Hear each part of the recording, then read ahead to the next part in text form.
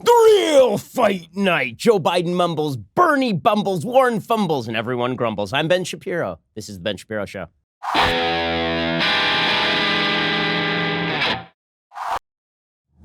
Now, that's some pretty outsized enthusiasm for what ended up being a pretty soporific debate. Soporific in the dictionary. Boring. Okay, gonna put you to sleep. Here's the thing. There were some moments, but how you think that debate went last night for the Democrats? And it was the first real debate because you got all 10 of the leading candidates, meaning 3 leading candidates and a bunch of Lilliputians. You got all of them on one stage, and it was a grand moment. It was going to be the moment when we got some clarity on the candidates. Yeah, we didn't. Instead, what we ended up with was a bunch of people clubbing each other with sticks. And it wasn't really particularly telling because how you think the debate went last night depends on what your expectations were going in. So if you thought that Joe Biden was going to collapse and fall off the stage, he didn't quite do that. And he sort of stumbled around on stage, knocked into some furniture, but he's still upright, right? He survives. If you thought that Bernie Sanders was going to collapse into pudding, that didn't happen either. Bernie was just Bernie, right? Bernie is always Bernie. That guy's been Bernie since he was 5. He's sort of like the high school principal in Back to the Future. That guy was always bald. Right? Bernie was always Bernie, and Bernie will remain Bernie. Long after he's dead, Bernie will be stumbling around talking about making the rich pay their fair share. And if you thought that Elizabeth Warren was going to have a breakout moment, and then this is where I think that the debate, it didn't change anything, but it did change an underlying assumption. If you thought that this was Elizabeth Warren's moment to shine, she really didn't. She really didn't. See, what we have right now, just in terms of the dynamics of this Democratic race, is a 3-way standoff. We have the very end of the good, the bad, and the ugly. We have 3 people, and they all have their guns pointed at each other, and it is utterly unclear who's going to fire first. And each person has a sort of prisoner's dilemma with the other members of the stage. Right? The worst possible option is for them to open up their guns on the other members of the stage. But if nobody opens up their guns, then everything remains exactly as it is, with Biden eking out a narrow victory over the combined voting force of Sanders and Warren. But for each individual candidate, they have no real interest in starting a firefight. So Biden did it a little bit with Warren, a little bit, and Warren didn't really hold up particularly well to it. But the fact is that each one of those candidates sort of wants to avoid conflict with the other two. So if you're Bernie, what you're hoping is that Biden attacks Warren, Warren attacks Biden, they knock each other out like a NASCAR crash, and you just run on the inside lane and win the nomination. If you're Biden, you're hoping that eventually Sanders and Warren tire of being best friends, and they go after each other, and you just sort of walk through that middle lane to the nomination. And if you're Warren, you hope that Bernie at a certain point gets frustrated and takes out Biden for your benefit, but in doing so poisons the well with all the Biden voters, and all of them end up with Elizabeth Warren. So you have all of these 3 candidates with their guns pointed at each other, but none of them actually have an interest in starting a firefight. So there's a lot of talk before the debate yesterday about maybe this was going to be the moment when they opened up their guns on one another. But that's not happening. That's not happening. And the person who really, in the end, does need to break away from the pact is Warren. So if your baseline assumption is that if Warren just keeps doing what she's doing, she wins the nomination, then she had a fine night last night. If your baseline assumption is she does need to do something to overcome Biden, and that is my assumption, because the polling numbers at this point, as much as there's been talk about her early polling numbers and her gradual rise and all this, she has no support in the black community. Bernie's support level remains absolutely steady. In Iowa right now, Bernie and Biden are running ahead of Elizabeth Warren, and in New Hampshire, in several of the polls, Bernie is running ahead of Elizabeth Warren. If she loses Iowa and New Hampshire, she is toast, right? She has to win at least one of those 2 races, which means I think she has to make a move. You add that to the fact that she is obviously the smartest person on the stage in terms of IQ, and she taught at Harvard Law School. She has written some pretty well-cited articles on bankruptcy, and I've seen her teach classes, right? And she is fully capable of engaging in the Socratic method, of engaging in back and forths. I really expected more from her in the debate, so my expectations were disappointed. You got pretty much what you expected with all the other candidates. You got Biden, who was combative and old and half senile. But the truth is that Biden is actually pretty damaging in a general election campaign. Why? Because all of his foibles, all the stuff that makes Biden a bit of a weak primary candidate, makes him a dangerous general election candidate, including the fact that he's old and kind of senile. Why? Because in a general election, the fact is that if you are looking for a default candidate who doesn't scare you, Joe Biden looks a lot like that candidate. I mean, the guy has to have people choose mashed potatoes for him. I mean, that's not scary, right? Like, there's this clip going around last night of David Muir asking Biden a question, and it's obvious that his polydent came loose. And those dentures start shifting around his mouth, and he's trying to bite them back into his mouth, looking like Jim Carrey from The Mask. And it's a real bad moment visually for Biden. We can play a little bit of that. If you couldn't get it done after Sandy Hook, why should voters give you another chance? Because it got done before. I'm the only one up here who's ever beat the NRA. Only one ever beat the NRA nationally. Okay, he finally gets his teeth back in his mouth there, but it's pretty obvious that his teeth are slipping around. Now, everybody is saying, well, that means he's too old. In a general election, if the entire general election is premised on, here is an old man who doesn't threaten you in any way, that's not a horrible pitch, I mean, honestly, because he's running against Trump, right? And Trump has high toxicity levels. So if you are trying to run dead tree stump against Trump, if you're casting that in central casting, Joe Biden is that. So even his gaffes in a general election play okay. So was anybody's impression of Joe Biden changed dramatically last night? I don't think so. Was anybody's impression of Bernie Sanders changed last night? Of course not, because, again, Bernie Sanders is the most consistent candidate in the field. He was, is, and always will be Bernie Sanders, an old red from the 1930s. Elizabeth Warren, she didn't change perceptions, but she did lower sort of the estimation of her skill level, because she's supposed to be the one with the plan, right? She's supposed to be the one who is capable of navigating the twists and turns, of turning people inside out. She's going to prosecute the case against Trump because she's so smart and she's so incisive. And she basically fumbled up there last night, I thought. I thought she did not have good answers to any of the questions that were asked to her. I thought that she feels like someone who is not comfortable with her own agenda. That's really what she feels like. She feels like somebody who feels like she has to say all these things, but doesn't actually believe them. Bernie is the true believer. Sanders is the new convert who's sort of not into the whole speaking in tongues thing, right? She walks into the commie church and she's like, well, I get that I sort of have to be a commie, but at the same time, I'm not really a commie. And so I'm really uncomfortable with saying all of these communist nostrums. And Bernie's out there going, yes, I will raise our taxes. Yes, I will spend all the money. Yes, I will bankrupt the country. Sure, why the hell not? And then you got Elizabeth Warren and she's like, well, no. And people are like, well, you know, your plan's the same as Bernie, and Bernie's honest, and you're not.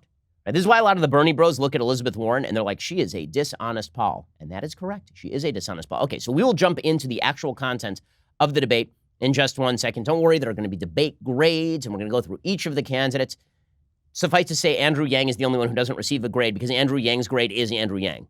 Right? He just is Andrew Yang. There's no grade. He's not on the chart. But everyone else will give debate grades too. We have a lot coming up. First, let's talk about how many cars there are on the road. So you're driving around looking at all those cars, and maybe you think to yourself, you know, if my car breaks down, do they have the specific car part that I actually need, you know, over at the auto parts store? The answer, probably not. Probably they have some generic part in back that costs too much money. Instead, you should be using the interwebs. It's an amazing place, the interwebs. You can be using rockauto.com. It's a family business serving auto parts customers online for 20 years. Go to rockauto.com to shop for auto and body parts from hundreds of manufacturers. They've got everything from engine control modules and brake parts to tail lamps, motor oil, even new carpet.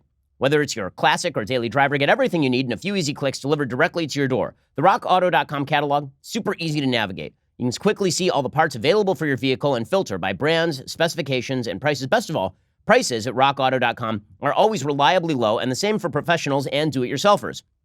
They've got terrific selection, reliably low prices, all the parts your car will ever need. rockauto.com. Go check them out right now. See all the parts available for your car or truck. Why get parts that aren't going to fit at the worst price? Instead, get the parts that are exactly right at the best price. Write Shapiro in their How Did You Hear About Us box so they know we sent you. Go to rockauto.com right now. Okay, so we're going to give grades in a little while. Suffice it to say, this was basically a giant holding pattern. I don't think you're going to see the polls shift in any direction one way or another. I think the media are going to continue to try to uphold Elizabeth Warren as the front runner of the campaign, despite the fact that in the Real Clear Politics poll average, she is dead even with Bernie Sanders right now, and both of them are substantially behind Joe Biden. With that said, I thought she underperformed last night. I thought she had a real opportunity to break out, and I think she absolutely did not. The big winner of the debate, as per our usual arrangement, is Donald Trump. Why? Because you had a bunch of Democrats who were shouting at each other about all the things they were going to take away from you. Your private health insurance. They're going to take away from you your car. They're going to take away from you your gun. They're going to take away from you your sense of the goodness of the country. They're going to release criminals onto the streets. They're going to take away from you border control. They're going to take all these things away from you, these Democrats. And in return, they will give you enormous levels of taxation. And that was basically the policy pitch last night. Now, the Democratic primary debates are about winning a primary, but there is something that I think has shifted in American politics since the Richard Nixon days. So the old nostrum that Richard Nixon used to throw out there about presidential politics is that he was a Republican. You run to the right in a primary and to the center in a general. And you've seen everybody in politics abide by this nostrum. That if you're on the left, you run to the left in the primary and you run to the center in the general. There's only one problem. We now have this thing called tape. Okay, and things that you say in the primaries don't stay in the primaries. The stuff that you say in the primary debates ends up resurfacing in the general election.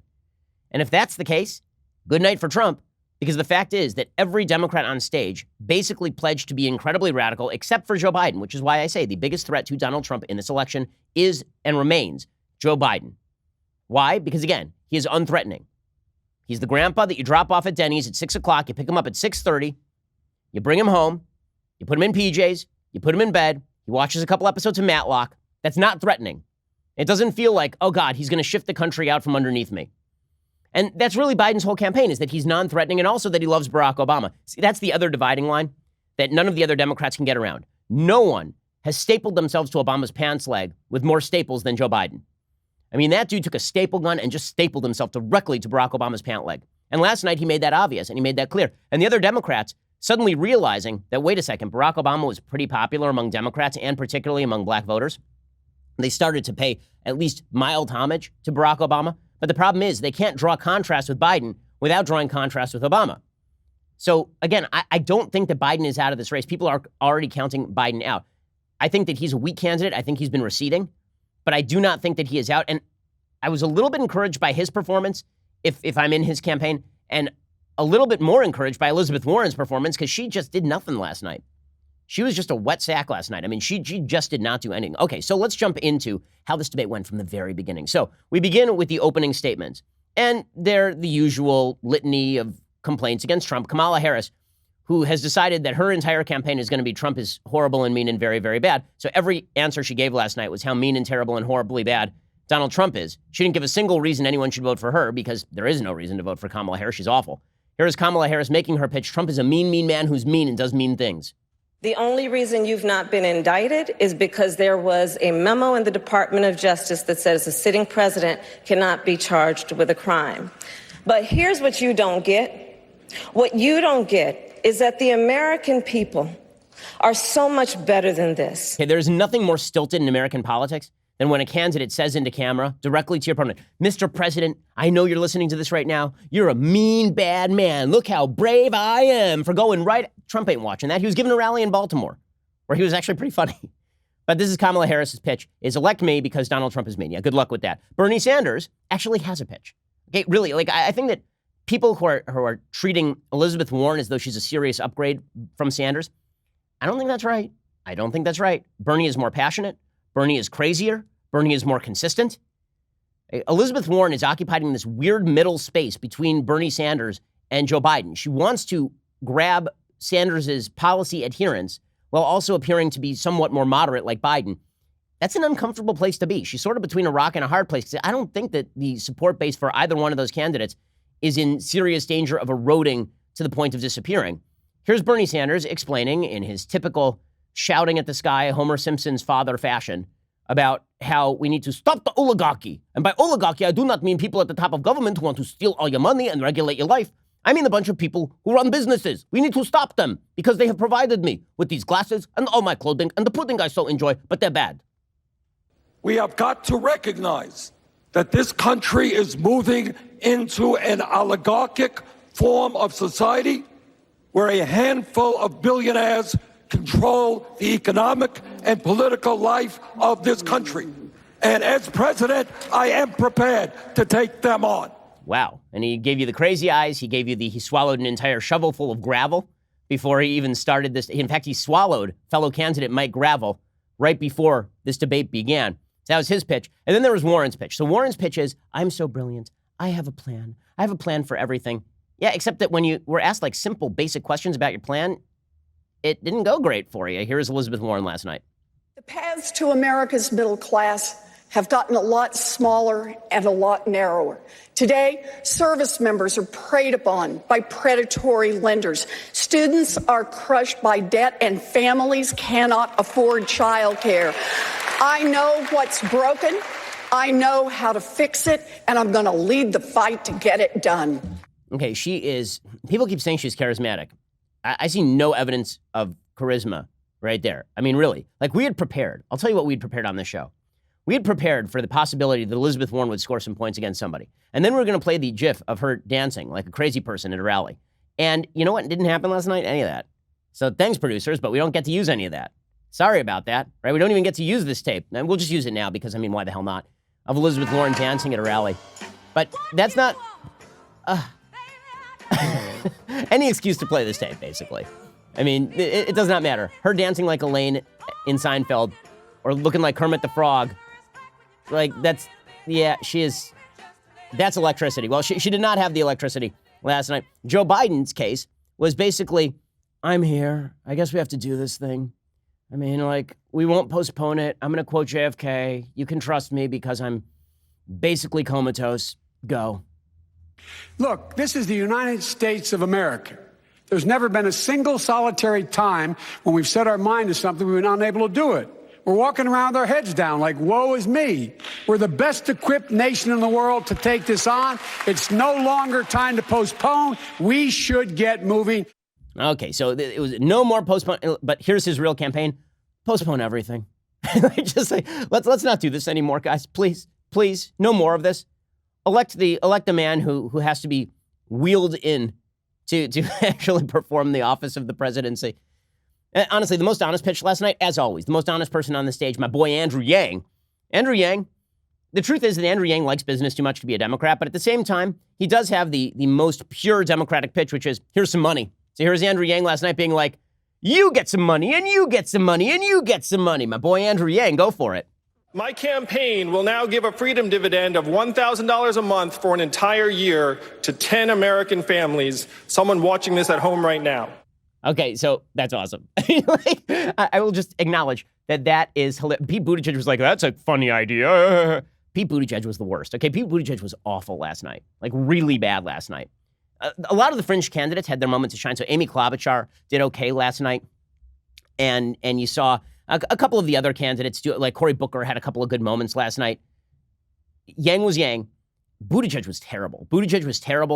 Julian Castro was awful. Beto O'Rourke is just the worst. Beto O'Rourke was so off the rails, you thought that he was driving drunk and crossed a median line. And Beto O'Rourke was so bad. Okay, we'll get to all of that coming up in just 1 second. First, let's say that you were watching that debate last night and you wanted to die. Because, I mean, why would you watch 3 hours of that debate and want to live? But you haven't left anything to your family. You haven't actually made sure that you have life insurance. Well, this is National Life Insurance Awareness Month. You are now aware you need life insurance. So go be an adult. Make sure that you're taken care of. Go to policygenius.com right now. Getting life insurance doesn't need to be difficult or expensive right now. Prices are the lowest they have been in 20 years. Policy Genius has made it easier than ever to get covered. Policy Genius is the easy way to shop for life insurance online in just minutes. You can compare quotes from top insurers to find your best price. Once you apply, the Policy Genius team will handle all the paperwork and the red tape. Policy Genius doesn't just make life insurance easy. They can also help you find the right home insurance, auto insurance, disability insurance. Their website is extraordinarily easy to operate. You can get this thing done really quickly. I know you're sitting there right now thinking to yourself, why in the world didn't I just go get life insurance while I was watching that horrible Democratic debate? I mean, I was sitting there for 3 hours doing nothing, and those are 3 hours I'm never going to get back. You're asking yourself the right question. Go over to policygenius.com right now and go check them out. Get quotes, apply in minutes. You can do the whole thing on your phone right this instant. Policy Genius. It's the easy way to compare and buy life insurance. Be a responsible adult. Do that for your family. Policygenius.com. Okay, so now we get to the policy in the Democratic debate. Okay, the big policy argument, it took up like the first 45 minutes of this debate, was healthcare. So this is always fun. Because basically, I'm old enough to remember when Barack Obama claimed that Obamacare was going to cure healthcare, and that didn't happen. And now Democrats are like, you know what would cure healthcare? If we tax the living bejesus out of you and also get rid of your private healthcare insurance. And Joe Biden is over there like, guys. Yeah, well, this is why Joe Biden continues to be a fairly solid candidate in the Democratic Party right now. Here's Joe Biden really lashing out at Elizabeth Warren. This is the one moment where he lashed out at, and Warren had no answer for this. Here's Joe Biden explaining, your plan on health care really blows. It's really a terrible plan. I think we should have a debate on health care. I think, I know that the senator says she's for Bernie. Well, I'm for Barack. I think the Obamacare worked. My plan for health care costs a lot of money. It costs $740 billion. It doesn't cost $30 trillion. $3.4 trillion a year, it turns out, is twice what the entire federal budget is. That's before it exists now, without interest on the debt. How are we going to pay for it?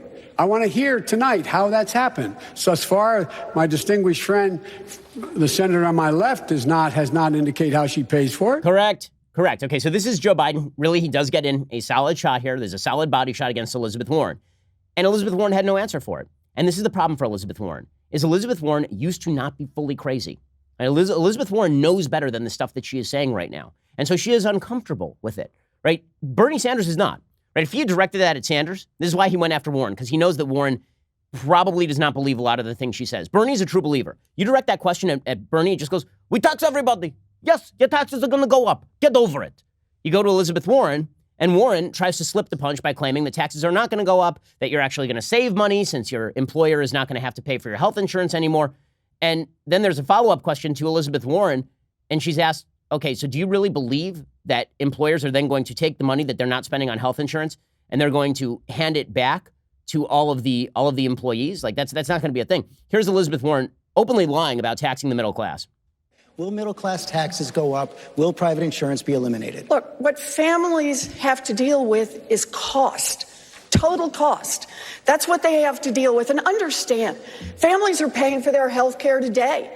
Families pay every time an insurance company says, sorry, you can't see that specialist. In a debate with Donald Trump, that's not going to go well because she's going to say that and Trump's going to say, you still haven't answered why you didn't pay for it. You still haven't answered. Right? Aren't taxes going to go up? Just a yes or no. This is very simple. Are taxes going to go up? Because everyone knows the answer to this. In fact, this is why people like Bernie, because Bernie is at least Bernie. Right? Here's Bernie going, yep, pretty much. Taxes are going to go up. Deal with it. Status quo over 10 years will be $50 trillion. Every study done shows that Medicare for all is the most cost-effective approach to providing health care to every man, woman, and child in this country. I, who wrote the damn bill, if I may say so, intend to eliminate all out-of-pocket expenses. Now, Bernie's wrong about this. Okay, when Bernie says that every study shows Medicare for all will save money, absolute nonsense. There's like one study that says that. All the others say it's going to cost an enormous amount of money. And Biden points that out. He says, guys, you, Bernie, and you, Elizabeth, you're just not telling the truth. The fact of the matter is, we're in a situation where, if you notice, he hadn't answered the question. This is about candor, honesty, big ideas. Well, let's have a big idea. The tax of 2% that the senator's talking about, that raises about $3 billion. Guess what? That leaves you about $28 billion short. The senator said before, it's going to cost you in your pay. There will be a deductible in your paycheck. The middle class person, someone making 60 grand with 3 kids, they're going to end up paying $5,000 more. They're going to end up paying 4% more on their income tax. That's a reality. Now, it's not a bad idea if you like it. I don't like it. Okay, so that is Biden saying the exact correct thing. Okay, and then you get to this is. Honestly, I thought that Biden, for an old codger, he didn't do too badly last night. Here's Bernie Sanders talking about healthcare, and Biden coming back with a line that actually is not a terrible line. Let us be clear, Joe. In the United States of America, we are spending twice as much per capita on healthcare as the Canadians or any other major country on earth. This is America. Okay, when he says this is America, not Canada, he is correct. Now, people on the left were laughing at him. But the fact is that when he says that, he's not wrong. The fact is medical innovation happens here. You want a surgery, you're going to be able to get a surgery in the United States of America. The fact is healthcare outcomes in the United States are still pretty good when you remove all of the confounding factors. In fact, if you take away car accident deaths and homicide and suicide from the national statistics, what you end up with is the United States is one of the top countries on earth in terms of life expectancy. So Joe Biden is not wrong on any of this. And again, it was a rough night for folks on the left who are going to have to answer these questions in a general election. We'll get to more of that in just 1 second. First, hiring can be a challenge, as Codable co-founder Gretchen Hebner discovered. Gretchen needed to hire a game artist for her education tech company. She knew it wouldn't be easy to find someone to grow with her team, so she went on over to ZipRecruiter. ZipRecruiter does not depend on candidates finding you. It finds them for you. Its technology identifies people with the right experience and invites them to apply to your job, so you get qualified candidates fast. Gretchen posted her job on ZipRecruiter. She said she was impressed with how quickly she found qualified applicants. She also used ZipRecruiter's screening questions to filter those candidates so she could focus on the best ones. That's how Gretchen found a new game artist in less than 2 weeks. With results like that, it's no wonder that 4 out of 5 employers who post on ZipRecruiter get a quality candidate within the very first day. Like, say here at the Daily Wire, let's say that we had a producer and his name was Rob, and let's say that frequently there would be injunctions to Rob after the show to make sure that something was cleaned up in a piece of recording. Let's say that didn't happen. And so you sort of just decided, you know what? Enough of this, Rob. And you decided you were going to go out and get another qualified candidate through ZipRecruiter. You could make that happen insanely quickly, Rob. That's something that we could do really quickly through ZipRecruiter.com. See why ZipRecruiter is effective for businesses of all sizes. Try ZipRecruiter for free at our web address, ZipRecruiter.com/dailywire. That is ZipRecruiter.com/DAILYWIRE, ZipRecruiter.com/dailywire. ZipRecruiter is indeed the smartest way to hire, and also my smartest way of threatening my employees. ZipRecruiter, the smartest way to hire. Go check it out right now. So as I say, the leftists in the race, the Bernies, I mean, they're all left, but Bernie and Warren, Bernie at least is honest. Warren is not. And that's why all the people who are singing Warren's praises after last, I'm not seeing. Maybe, listen, I could always be wrong. I can't gauge the minds of Democratic voters. But if they think that she is a formidable candidate based on that performance last night, I am not seeing it. Because she does not have great answers for all of this stuff. Amy Klobuchar clocked Bernie's healthcare plan. And she's exactly right. I mean, I thought that Klobuchar actually had a pretty good night last night. And here's the thing. Elizabeth Warren is standing there knowing that what Klobuchar is saying is correct. Right? Sanders doesn't have any clue that what she's saying is correct because Sanders still believes that Stalin was great at his job. But Elizabeth Warren knows that. And her discomfort with her own policy positions was evident throughout the debate. Now, was it a universally good night for Joe Biden? No, it wasn't. So Julian Castro, who has become the kamikaze agent in this particular race, right? I mean, he is just running into the middle of fields of fire and trying to take out other candidates in a desperate plea for attention. So Julian Castro, he went after Joe Biden, and he was actually really dishonest about this. So I'll play you the exchange, and then I'll explain why Julian Castro is actually lying about what Biden said. He went in there with one agenda with Joe Biden, and that is say Joe Biden is old. Try to say that Joe Biden doesn't belong on the debate stage because he's super old. And Julian Castro did that last night. He's sort of the Chris Christie of the Democratic Party here. The difference between what I support and what you support, Vice President Biden, is that you require them to opt in, and I would not require them to opt in. They would automatically be enrolled. They wouldn't have to buy in. That's a big difference because Barack Obama's vision was not to leave 10 million people uncovered. He wanted every single person in this country covered. My plan would do that. Your plan would not. They do not have to buy in. They do not have to buy in. You just said that. You just said that 2 minutes ago. You just said 2 minutes ago that they would have to buy in. I'm fulfilling the legacy of Barack Obama, and you're not. I'll be surprised to him. Okay, well, again, Biden saying, that he is tied to Obama's leg is correct. So Julian Castro there is obviously attempting to, you don't even remember what you said 2 minutes ago. It's not true. You can go back and look at the transcript. Biden said that if you can't afford insurance, you'll be automatically enrolled in Medicaid. Right? That's what he said. But in any case, that was the hit on Biden last night, and it's still the hit that Democrats think is going to take him out, is that he's real old. Now, again, I thought Julian Castro was awful last night, but, I did have a Godzilla let them fight moment, and that's when Julian Castro and Pete Buttigieg went at each other, two of the more smarmy candidates on stage. It was pretty wonderful. Buttigieg did the, why are we all fighting with each other? Why can't we all be friends? And Julian Castro was like, because this is a debate, moron. This reminds everybody of what they cannot stand about Washington. Scoring points against each other, poking at each other, and telling each other that you're my plan, your plan. Look, we all that's called a Democratic primary election. That's called an election. Points to Julian Castro. It is so irritating when people do this. Okay, it's super irritating. You've seen it in Republican debates and Democratic debates. Everybody's debating. It's called a debate. And somebody's like, why can't we all be on the same page? And Julian Castro's like, it's a debate.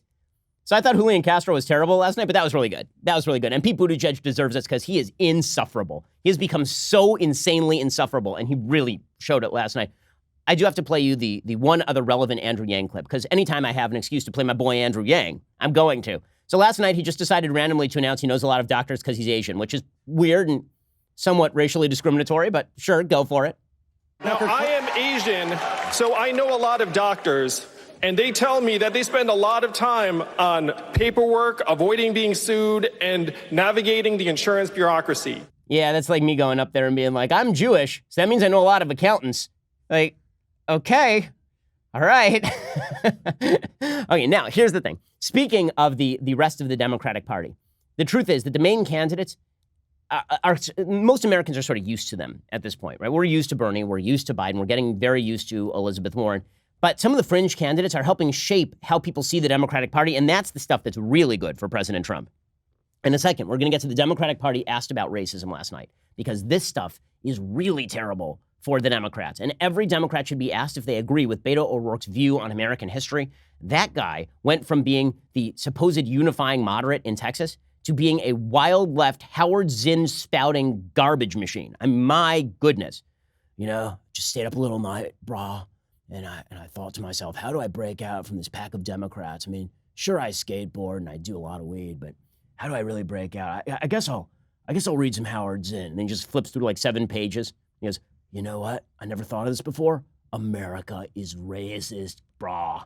We'll get to that in just 1 second. First, great news, folks. We are hiring at the Daily Wire. So if you'd also like to be threatened with unemployment in a ZipRecruiter ad, you can go over to dailywire.com right now. Thankfully, our business is growing rapidly. That means we have more positions to fill. How are we going to pay for all you people? I have no idea. But go check it out right now at dailywire.com/careers. Check out all of the great job opportunities. If something looks right for you or someone you know, send us your information ASAP. Again, that is dailywire.com/careers. Come be part of our amazing team and be abused by me on a daily basis. I mean, just ask our producers. Also, it is that glorious time of the week. I want to give a shout out to a Daily Wire subscriber. So today, this is the best shout out ever. It's Instagrammer Fighting and Thriving, who clearly understands strength through adversity. It's pretty amazing. In the picture, she's holding her elite beverage vessel in one hand with her husband, who's wearing a fantastic Shapiro show shirt, by her side, holding the other. The caption reads, getting through 3rd chemo treatment with the help of my love and my new Tumblr from the Daily Wire backstage live show, hashtag leftist tears Tumblr, hashtag TNBC Thriver, hashtag Ben Shapiro show. Well, God bless you, and we are all praying for you. Sound like an amazing person, and keep fighting because we're all behind you. Really, really cool. Thank you for taking that picture. Thank you so much for coming to the show, and thanks for posting that beautiful, inspiring picture, and we are definitely praying for you here at the Ben Shapiro Show. We know you're in great hands at the Martin O'Neill Cancer Center, and we pray that you keep fighting and thriving. Pretty awesome stuff. And congrats on being featured on the Friday show. Also, go check out our Sunday special this weekend. So you should subscribe. Why should you subscribe? First of all, because we have to pay all our employees. Right? Otherwise, how are they going to get paid? I mean, they're basically unemployable otherwise. That's why you should subscribe. Also, to protect us against idiots on the left who want to deplatform us. Also, because you get all sorts of goodies, right? You get that beverage vessel. It's amazing. The leftist tears, hot or cold tumbler. Also, because you get our Sunday special on Saturday. So believe it or not, this Sunday, I talk rap. Not kidding. There's a rapper named Zuby. He stopped by, and we talked rap. So for all the people who are out there who are like, oh, Shapiro's a racist because he doesn't like rap, I gave Zuby a chance to make his case to me about rap. I still don't like rap, but at least I understand the case a little bit better. You should check out the Sunday special. It's a lot of fun. Here's a little bit of a preview. I think one of the worst things you can do, especially to a young person, is to convince them that they're some kind of victim and that the world is against them and that they're oppressed, especially if that's not actually true. Because I believe that whatever lens you view the world through is gonna be your reality. It's a great conversation. Also, we talk about personal fitness because Zuby is ripped like a maniac. I mean, this is a guy who, I first got to know Zuby's work when he broke every British female weightlifting record while identifying as a female for like 5 minutes. And then that became a viral thing. I helped make it viral. So Zuby stopped by. It was really great. Go check it out. Please subscribe. We always appreciate it. We are the largest, fastest growing conservative podcast and radio show in the nation.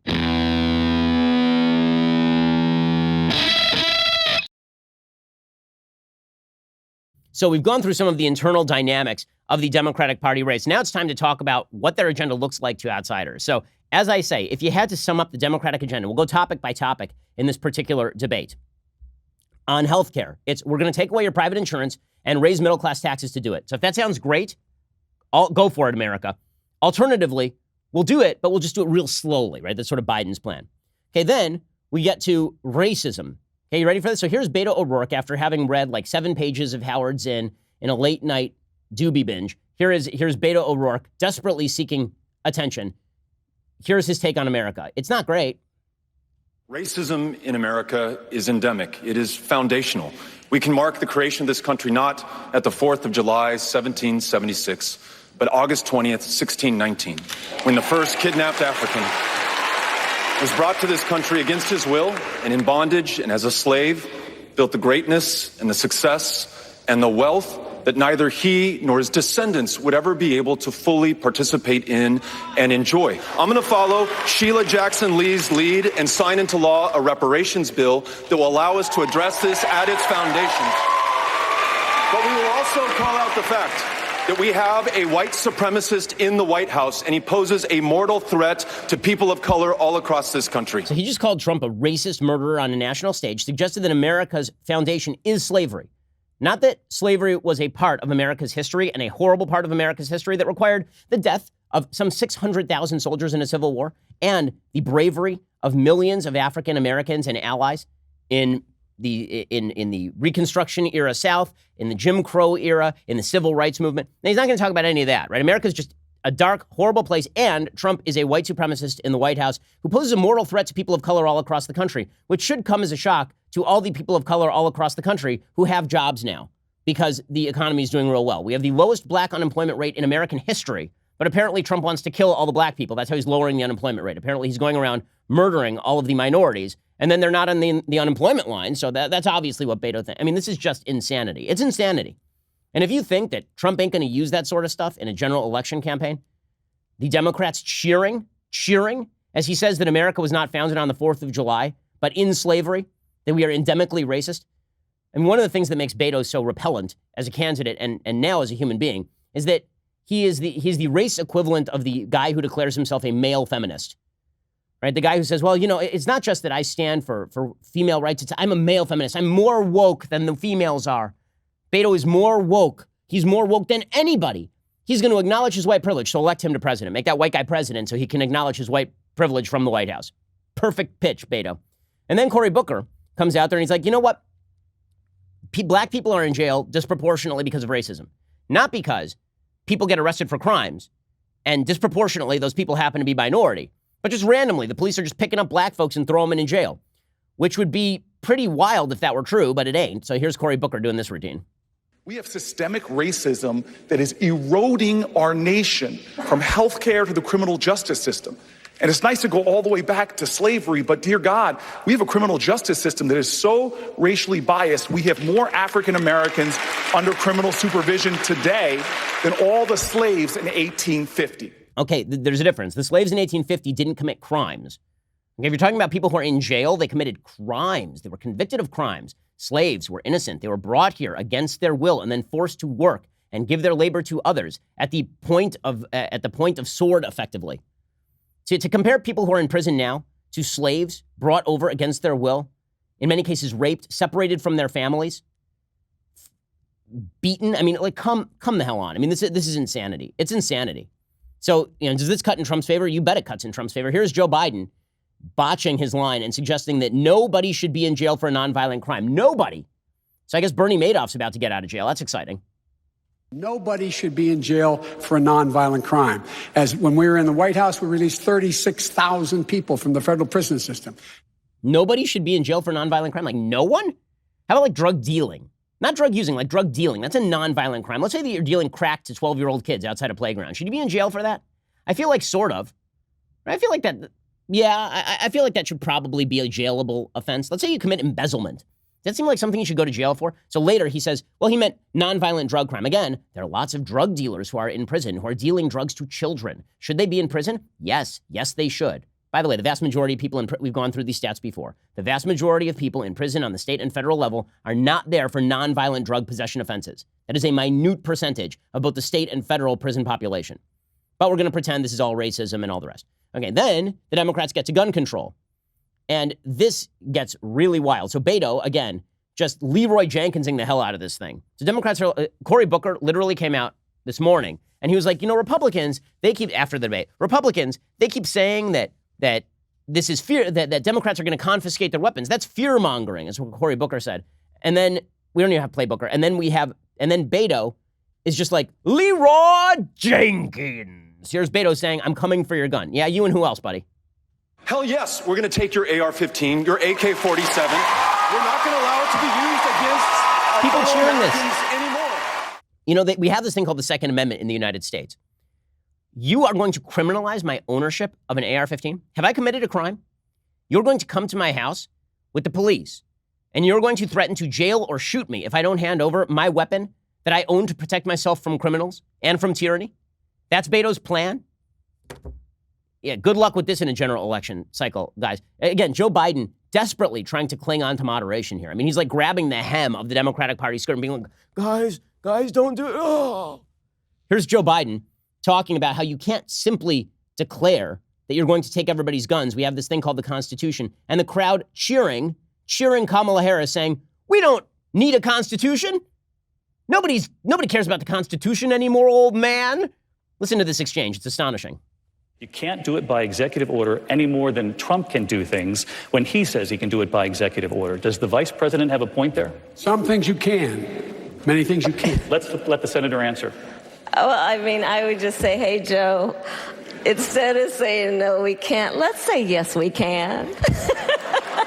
That's crazy constitutional. Yes, we can. And she breaks out that Joker laugh. I mean, that is some creepy bleep. And Biden, and at the very end, Biden gets laughed over. He says, let's be constitutional. We've got a constitution. And Kamala Harris is like, all right, Democratic Party. This is the route you want to go. All right, and then Elizabeth Warren jumps in. And she's like, you know what? Let's just dump the filibuster. Right? You know, we need to get rid of the filibuster. Okay, so I have this thing that I want to remind Elizabeth Warren of. You know who's in charge of the Senate right now? Mitch McConnell. You want to do this thing? I say Mitch McConnell should put up for a vote, dumping the filibuster today. And let's see how Elizabeth Warren votes on it when it's Republicans in charge. Here's Elizabeth Warren going, yeah, let's just dump the filibuster, and then we can ram through gun control and confiscation. We have a Congress that is beholden to the gun industry. And unless we're willing to address that head on and roll back the filibuster, we're not going to get anything done on guns. I was in the United States Senate when 54 senators said, let's do background checks, let's get rid of assault weapons. And with 54 senators, it failed because of the filibuster. Okay. Also, if it had not been filibustered, if this had happened under a Republican president, there's something called the veto power. So Trump would veto any bill of that sort. But in any case, you know, when Elizabeth Warren, if it was Obama that was president then the filibuster was effective. The filibuster is there to provide yet another check and balance against a bare majority running roughshod over rights enshrined in the Constitution. In any case, this is radical stuff, right? The Democrats are proving themselves to be radical every day. And then Pete Buttigieg jumps into the game on immigration.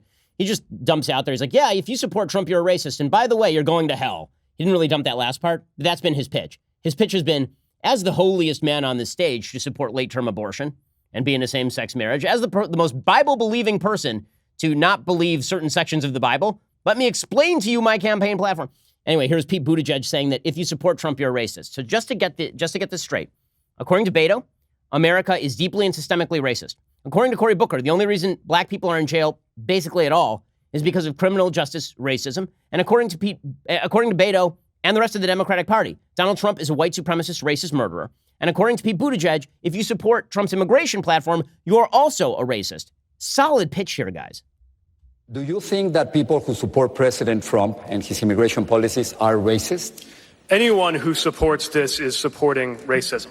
Okay, well, yeah, go along with that. So you support border control, you're supporting racism, yada. Now, the best part of the Democratic Party right now is that they also don't have any solutions.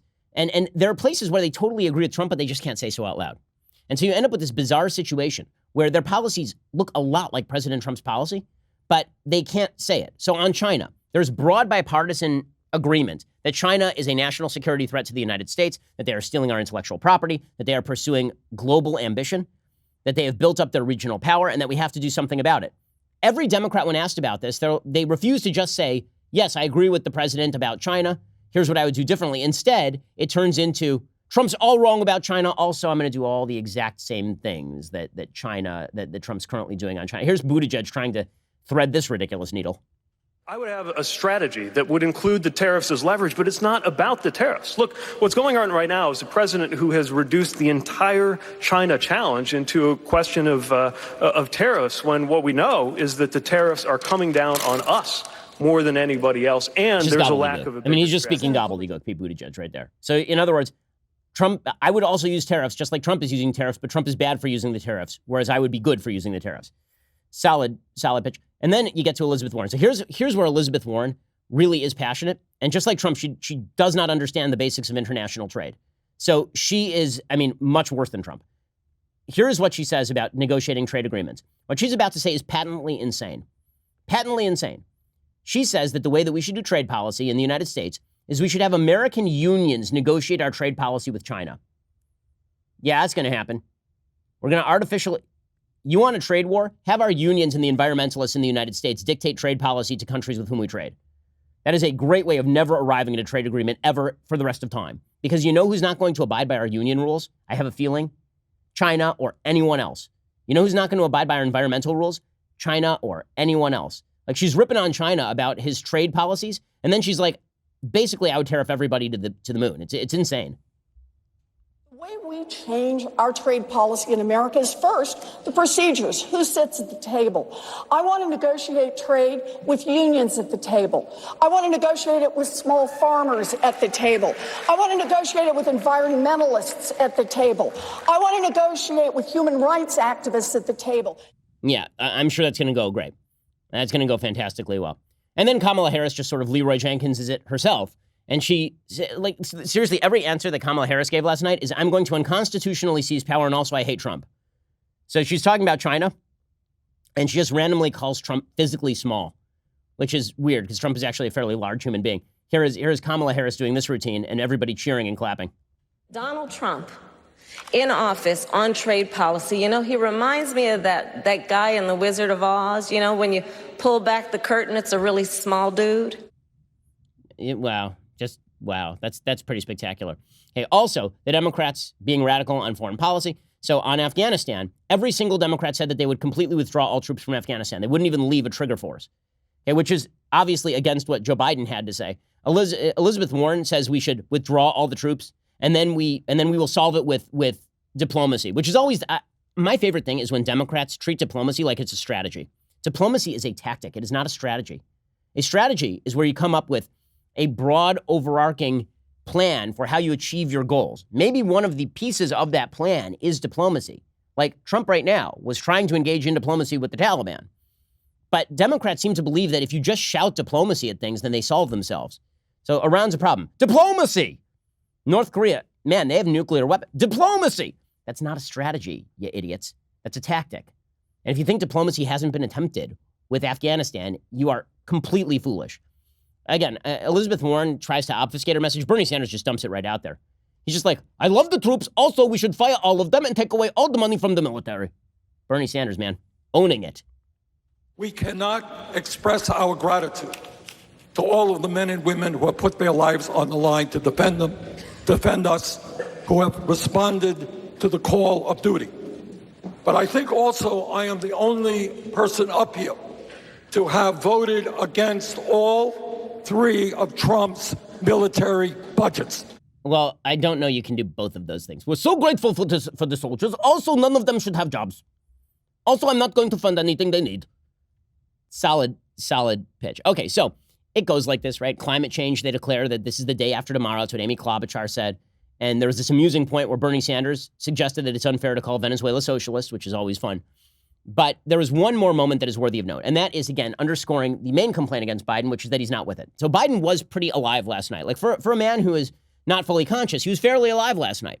And then there was this one moment, as the debate went on, and it moved into its 7th hour last night, Joe Biden started to lose some steam. And he was asked about education, and he ended up rambling about record players, which isn't a great look. If you're trying to rebut accusations that you're too old and out of touch to be in the race, and you start rambling about a technology that went out of style like before I was born, then that ain't great. Here's Joe Biden rambling about record players as an answer to education. We bring social workers into homes of parents to help them deal with how to raise their children. It's not that they don't want to help. They don't know quite what to do. Play the radio. Make sure the television, make sure you have the record player on at night, the phone. Make sure the kids hear words. A kid coming from a very poor school, or a very poor background, will hear 4 million words fewer spoken by the time they get there. Okay, so what he's going for here is there are these studies that show that impoverished, that particularly parents of single kids, single parents of children, that they speak fewer words to their children, and children develop differently based on that language deficiency. That's what he's going for there. Instead, he's like, turn on well, I can't say turn on the television because that actually is not good for kids. Put on the record player. Record players have not been relevant since put on the phonograph. Put on the phonograph. We need the phonograph. Put on some Benny Goodman. All right, Joe. So, okay, time for some very quick grades, and then we'll get to a quick thing I like and a quick thing that, we won't even do things I like or things I hate. Here are the quick grades. Last night's debate grades. Biden, B-, because he fulfilled expectations, but he had a couple of gaffes. Bernie was a B because Bernie is always a B. Warren was a C because I thought that she didn't fulfill expectations. Buttigieg was a D because he's just terrible.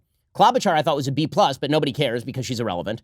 Castro was an F because he's deeply annoying and horrible. Cory Booker was a B. We didn't even play any Cory Booker because he's not super relevant, but I thought that he performed okay. Beto was an F because he's awful. Kamala Harris was a D, but shading into an F because she was awful too. And Andrew Yang was a Yang. Those are the grades. Those are your debate grades. Alrighty, well, you know what? We're not even going to do things I like and things I hate because I had to expend too much energy putting together today's show. But if you want more analysis of the debate, if you want to hear about President Trump's appearance last night in which he called himself orange, which is a thing that happened and was kind of hilarious, you can tune in a little bit later today. We have 2 additional hours. It's one of the reasons you should subscribe over at dailywire.com. And also, we'll be doing mailbag and questions and all sorts of fun things. So you should go subscribe. Otherwise, it's a Friday. Have a great weekend. I'm Ben Shapiro. You're listening to The Ben Shapiro Show.